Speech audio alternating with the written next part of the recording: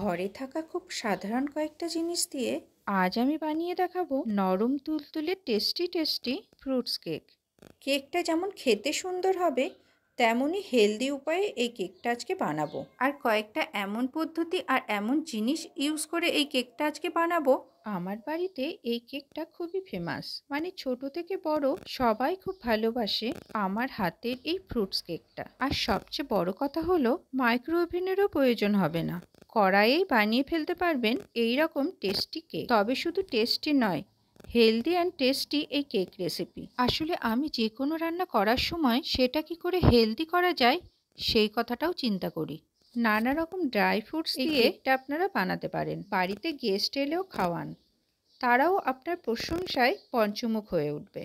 দেখুন কত নরম তুলতুলে সফট হয়েছে এই কেকটা। আর দেখুন তলায়ও একটুও লেগে ধরেনি। খুব সহজেই যে বাটিতে কেকটা বানিয়েছি সে বাটি থেকে তুলে নেওয়া যাচ্ছে, আর একটুও ভাঙবে না, কিন্তু ভীষণ নরম। তাহলে চলুন কি করে এই কেকটা বানালাম এখন চটপট সেটাই দেখে নেওয়া যাক। একটা বেশ বড় মাপের পাত্র নিয়ে নিলাম। মাঝারি মাপের 2 কাপের 2 কাপ আটা নিয়ে নেব। আমি আজ এই কেকটা আটা দিয়েই বানাবো। একটা ছোট চামচের 2 চামচ ভর্তি করে বেকিং পাউডার নিয়ে নিলাম। তার অর্ধেক বেকিং সোডা দেব, আমরা যেটাকে খাবার সোডা বলি, বড়া ভাজা করলে যেটা আমরা ব্যবহার করে থাকি। এখানে 5টা আমি ক্রিম বিস্কুট নিয়ে নিয়েছি। মিক্সিতে গুঁড়ো করার প্রয়োজন নেই, আমি ভেঙে ভেঙে আটার মধ্যে দিয়ে দিলাম।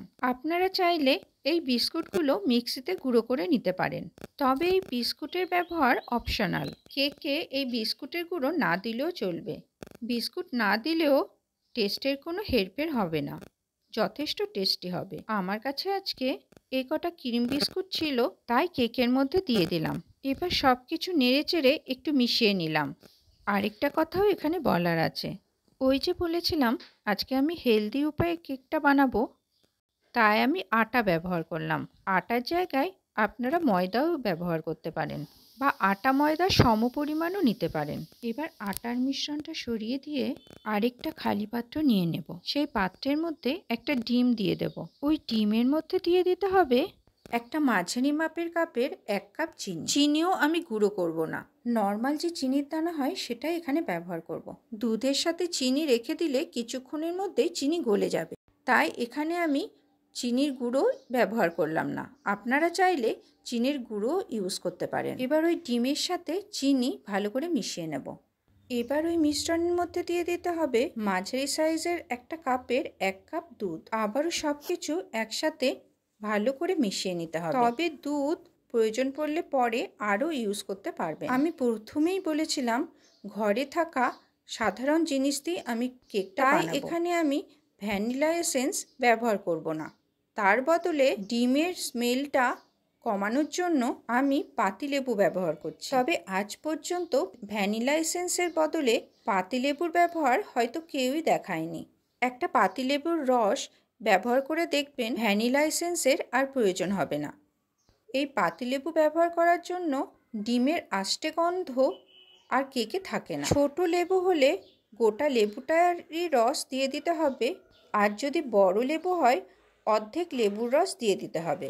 ওই মাঝারি সাইজের কাপের 1/4 সাদা তেল এবার মিশিয়ে নেব। সাদা তেল এই ব্যাটারির মধ্যে দেওয়ার পর বেশ অনেকক্ষণ ধরে নাড়াতে হবে, মানে সব কিছু একসাথে ভালো করে মিশিয়ে নিতে হবে।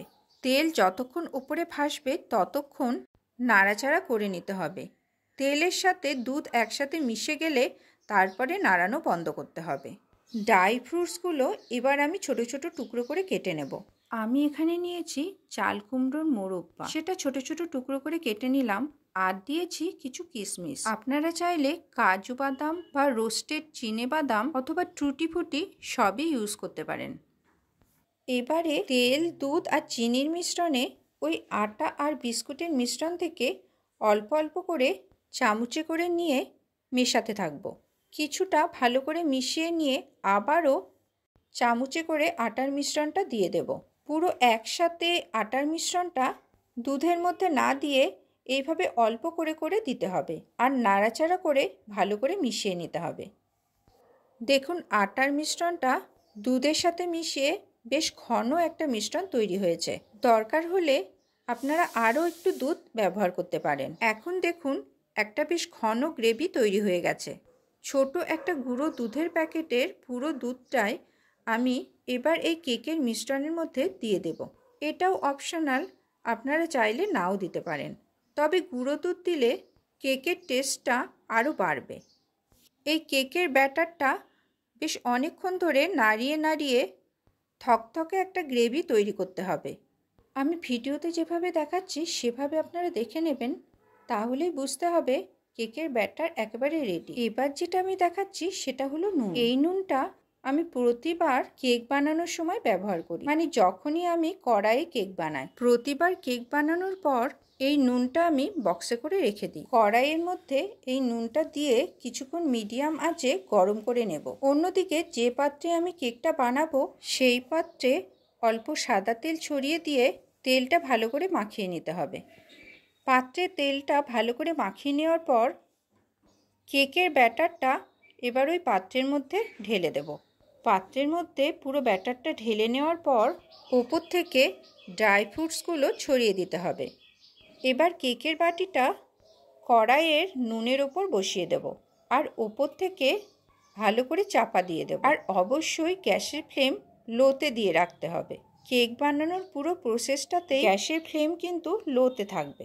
15 মিনিট এভাবে চাপা দিয়ে রাখার পর ঢাকনা তুলে অর্ধেক যে ড্রাই ফ্রুট রেখে দিয়েছিলাম সেই ড্রাই ফ্রুটসগুলো আবার ছড়িয়ে দেব ওপর দিয়ে। তারপর আবার কেকটা চাপা দিয়ে দিতে হবে। এইভাবে 45 মিনিট মতো লো ফ্লেমে কেকটা বেক করতে হবে। 45 মিনিট পর ঢাকনা তুলে একটা চামচের পেছনের দিক কেকের মধ্যে ঢুকিয়ে দেখে নিতে হবে কেকটা ভালো করে বেক হয়েছে কিনা। যদি স্মুথভাবে চামচটা কেকের মধ্যে ঢুকে আবার বেরিয়ে চলে আসে তাহলে বুঝে নিতে হবে কেকটা একেবারে রেডি। তারপর আবার চাপা দিয়ে গ্যাসটা বন্ধ করে কিছুক্ষণ ওইভাবেই রেখে দেব। তারপর ঠান্ডা হয়ে গেলে কেকটা বাটি থেকে বের করে নেব।